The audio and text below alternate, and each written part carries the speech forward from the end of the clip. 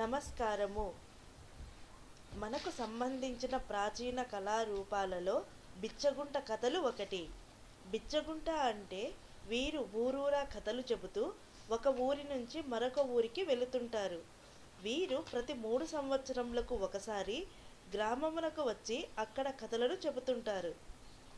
వీరి గుంపులో ఒకరు కథకుడు, 2 వంతలు పాడేవారు ఉంటారు.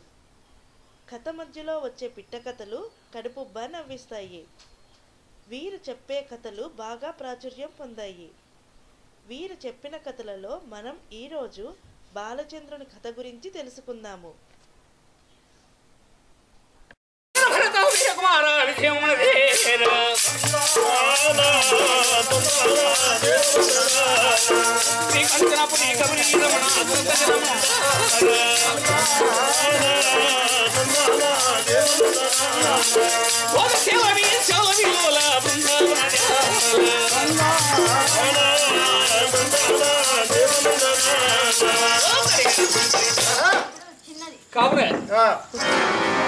పేరు నాయుడు ఓరి కన్నమ్మ ఏంటి నాయనా నీవు తమ్ముడు తమ్ముడని విలపించుతున్నావే?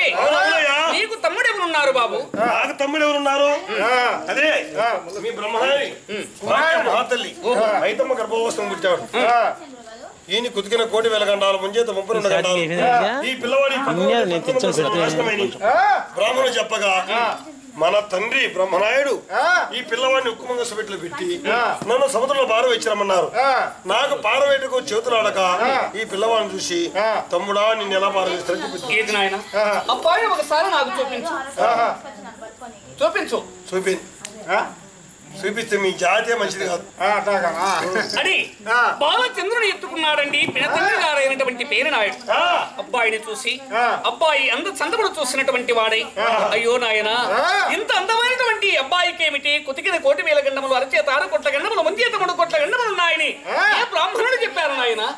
ఎవరు చెప్పినా సరే ఈ గ్రామం అంతా సర్వనాశనం అయిపోయినా పర్వాలేదు, నా కుమారుడు ప్రాణాలతో ఉండాలి. ఏదేమైనా సరే ఒరే కన్నమ్మ అబ్బాయి నేను తీసుకుని వెళ్ళి దొంగతనముగా నా ఇంట్లో నేను చాక్కుంటాను. నీవు మా అన్నగారి దగ్గరికి వెళ్ళి అబ్బాయిని సముద్రంలో వేశానని మా అన్న బ్రహ్మనాయుడితో నీవు చెప్పు. నేను ఎవరికి తెలియకుండా ఈ అబ్బాయిని నేను చాకేటువంటి బాధ్యత నాది. సరే మనం అంటే సరే కానీ ఇంట్లో ఆడవాళ్ళు గట్టిగా చెప్పుకోవాలా. ఆడవాళ్ళు ఏమిటి? ఇప్పుడు నువ్వు ఇంటికి వెళ్తే నీ భార్య నీ పిల్లల సన్నది కదా నాయన, ఊరు మొత్తం చెప్పుద్ది. ఆడబడి నాకు తెలిసింది నా ప్రాణానికి ముప్పు వస్తుంది. నాయన అలా జరగనివ్వను. మీ ఆడవాళ్ళకు నువ్వు గట్టిగా చెప్పుకో. అలాగే అట్లేనని మరి ఆ రాత్రి సమయంలో అబ్బాయిని ఇప్పించుకుని పేరు నాయుడు తమ రథంలో పౌలింపజేసుకుని పిల్లవాడిని వస్తున్నాడండి మాచిరాల పట్టణానికి. రావడంలో ఆ రోజు ఈ కొండగొర్రె గంగిరమ్మ విత్తనాన్ని భోంచేసింది కదా, దానికి పొట్టేలు జన్మించింది. అది తల్లి వెంట వెళుతూ ఉంది. ఆ రాత్రి టైంలో వెళుతూ రథమునికి అడ్డంగా వచ్చింది. అయితే ఆ చిన్న పొట్టేలు ఒక శౌర్య ధైర్య ప్రతాపములను చూశాడండి పేరు నాయుడు. అప్పట్లోనే ఆ చిన్న వయసులోని చాలా బలము కలిగిందట ఆ పొట్టేలు.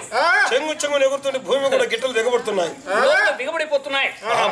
ఆ బలమును చూసి ఇది నా కుమారునికి వాహనంగా ఉంటుందని ఆ పొట్టేలను ఎత్తుకుని రథంలో పౌలింపజేసుకుని తీసుకుని మాచిరాల పట్టణమునకు చేరుకున్నాడు. అయితే ఆయన రావడంలో అర్ధరాత్రి వేలైనది. ఈ పేరు నాయుడి భార్య ఎలాంటిదయ్యా? పరమ పతివ్రత ఉత్తమ ఇల్లాలు. ఆమె భర్త గారి రాక కొరకై ఎదురు చూస్తూ ఆ రాత్రి 2 గంటల టైంలో కూడా నిద్రపోకుండా భర్త గారికి పాదసేవ చేయాలని చెంబుతో నీళ్లు పట్టుకుని బజారులో ఉన్నది. ఒప్పుకుంటారా మొగోని? బజారు పోయి తిరుక్కొని వచ్చింది అనుకో, అప్పటికి ఆమె 2-3 సార్లు దీన్ని పనుకొని నిద్రపోతా ఉంటాను. అయినా దానే వాకిలి తీయడానికి వాకిలి తీయమన్నానని కూడా భయమే పిల్లాన్ని. అయితే ప్రతిదినము మామూలుగా బజారులో వచ్చేటువంటి ఆయన ఆ రోజు దొడ్డి వాకిట వచ్చాడండి. ఎందుకంటే పిల్లవాడిని ఎత్తుకొని వస్తున్నాడు కదా, ఎవరైనా చూస్తారేమో. దొడ్డి వాకిట వచ్చి రథమును ఆపి మరి భార్య కనిపించకపోవడంలో దేవి పేరాల గౌరు అన్నాడు. తొలి ద్వారములో ఉండబడినటువంటి భార్యకు వినిపించింది ఏమిటి? ప్రతి దినము నా భర్త గారు రాజవాటను వచ్చేటువంటి వాడు ఈ రోజు దొడ్డి వాకిట వచ్చిన కారణం ఏమిటో తెలుసుకుని రావాలి అని వెంటనే దొడ్డి వాకిటికి వచ్చేసింది పేరాల గౌరు. ఏమిటి స్వామి, ప్రతి దినము మీరు వచ్చేటువంటి వారు కదా, ఈ రోజు దొడ్డి వాకిట ఎందుకు వచ్చారండి?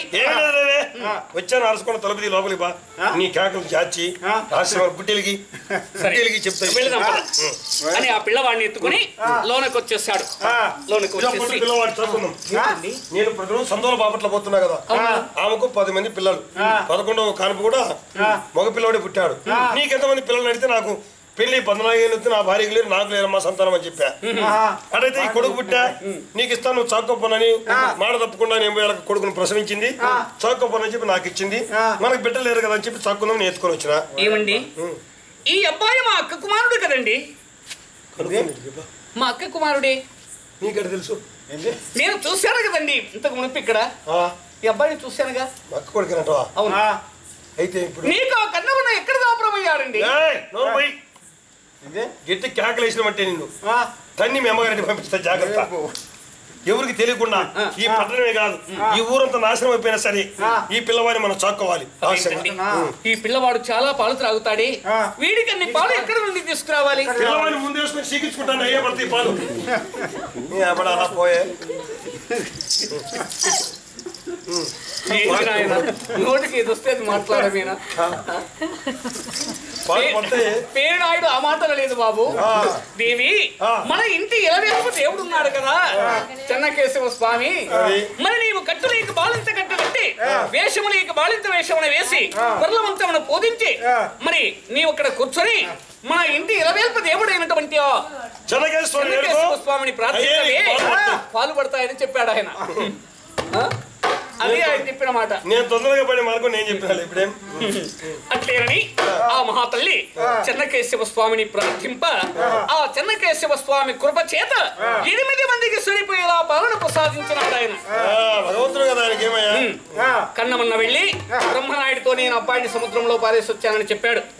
చెప్పగా మరి ఆ గ్రామంలో తిరుగుతున్నాడండి కన్నమన్న. తిరుగుతుందా మరి ఈ కుమ్మరవారి గుండమ్మ మంగళవారి మాచమ్మ వీరులు 6 మంది చూశారు. వారి గుండమ్మ పిలవే పిలవ. ఓ కన్నమన్నా ఏమిటమ్మా ఏంటమ్మా? ఇప్పుడు వీళ్ళు కూడా మాచలు వచ్చిన వరంతో ఆ గజనమ్మ పౌర్యంలో పుట్టిన వాళ్ళే. అవును. కుతికిన 1,00,000 గండాలు పుట్టిన బాలచంద్ర పుట్టినప్పుడు వీళ్ళకు ఉంటాయి కదా. అదేమిటమ్మా? ఆ అబ్బాయికి బ్రాహ్మణులు వేదములు చూసి ఆయన జాతక లగ్న ప్రకారము గండములున్నాయని చెప్పారు. కుమారుడికి ఎవరు చెప్పారు? ఆ జాతకంలో పుట్టిన వీళ్ళు కూడా ఆ గజనమ్మ పౌర్యంలో పుట్టిన వాళ్ళు. నిజమే. ఒకవేళ గజనమ్మ పొలంలో పుట్టినంత మాత్రమున అందరికీ ఆ విధంగా ఉంటాయని మీకు ఎలా తెలుసు? సరే, మీరు ఎవరినైనా అడిగారా? ఎవరిని అడగాలి? మీరు ఏ బ్రాహ్మణునైనా అడిగారా? కాదు మహాత్మా. ఒకవేళ అదే గడిలోనే వీళ్ళు 6 మంది పుట్టారు. మీరు సంతానం లేదని ఎంతో బాధపడ్డారు.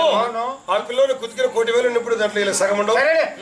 సగం ఉండకపోయి ఒకటి ఉంటుంది, గంటలు ఉంటాయి. 32 ఉన్నప్పుడు సగం 15 ఉండవు. 15 రాకపోయిన పిల్లోనికి 3 ఉండవు. పిల్లోనికి 3 ఉంటాయి కదా. ఏది పిల్లోనికి 3 ఉంటాయి గండాలు. అవును. వీళ్ళని కూడా ఎత్తకపోయి ఆ బాలచుని ఎక్కడ పారేసి వచ్చినావో వీళ్ళు 6 మంది కూడా ఎత్తకపోయి ఆయన పారేసి. చూడమ్మా, కన్న కుమారుడు ఎవరైనా ఆ దుర్మార్గుడైనటువంటి బ్రహ్మనాయుడేదో ఆ మాట అన్నాడని మీరందరూ కూడా ఆ విధంగా అంటే నీకెందుకు మేము వద్దనుకునేవు చేసుకుపోయి వారిని పారేసినా ఇప్పుడే నీ నష్టం ఏం పోయింది. సరేనమ్మా, మీకు లేనటువంటి బాధ నాకెందులకు? కన్నవారికి మీకే బాధ లేకపోతే నాకేం బాధ ఉంటుందా? సరే, అట్లయితే ఒకరు కాదు 2 కాదు సంఖ్యలో పెట్టుకుని వెళ్ళేదానికి 6 మంది కాబట్టి ఇలా వస్త్రములు వేయండమ్మా అని వస్త్రములు వేయించుకుని విసిరి భుజాన వేసుకుని ఆయన పినతండ్రి గారైనటువంటి ఆ పేరునాయుని చెంతకు చేరినాడే చక్కగాను కన్నమన్నా జీవితము.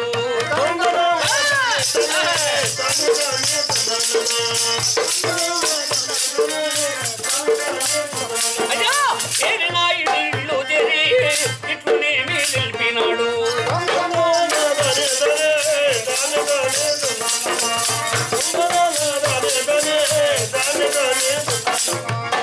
పేరు వచ్చాడండి 6 మందిని ఎత్తుకొని కన్నమన్న పినతండ్రి పేరునాయుడు అయ్యా ఏమయ్యా ఇదిగో వీళ్ళ 6 మందిని కూడా నీవే చాకు.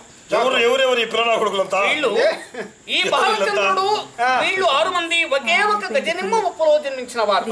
నిజమే ఉండొచ్చు. చెన్నకేశవ స్వామి అయితే వీళ్ళ తల్లిదండ్రులు కూడా వీళ్ళకు కూడా గండములు ఉంటాయనేటువంటి అనుమానము చేత వీరు నాకు ఇచ్చి పంపారు. నీవు చాకుతావా 7 మందిని చాకు, లేని ఎడల బాలచంద్రుని కూడా నా చేతికిస్తే మొత్తాన్ని తీసుకుని వెళ్ళి సముద్రంలో వేస్తున్నాను. వాడెవడో మా అన్న కొడుకని వాడినేదో నేను ముద్దుగా ఒకరి చాక్కుందాం అనుకున్నా గానీ ఎవరో ఊళ్ళో పుట్టి నా కొడుకులను తీసుకొచ్చినాను చాకమయ్యా. నీకు నష్టం ఏంటి? ఇప్పుడు చాకితే అందరినీ చాకు. ఈ 6 మంది మారేపు ఈయన ఒక్కరిని చాక్కుంటాను. సాగితే అందరినీ చాకు, లేకపోతే బాలచంద్రుని కూడా నాకు ఇవ్వండి, నేను తీసుకెళ్తాను. ఒకరిని పారేసినా ఇద్దరిని పారేసినా పాపమే కదా. పాపమే. మరి చెప్పండి. భలే షిప్లో పెట్టినవే. సరేనా ఈ అలాగైతే 6 మంది చాక్కుంటా. ఇంకేం చేస్తాడు? తప్పనిసరి అయింది.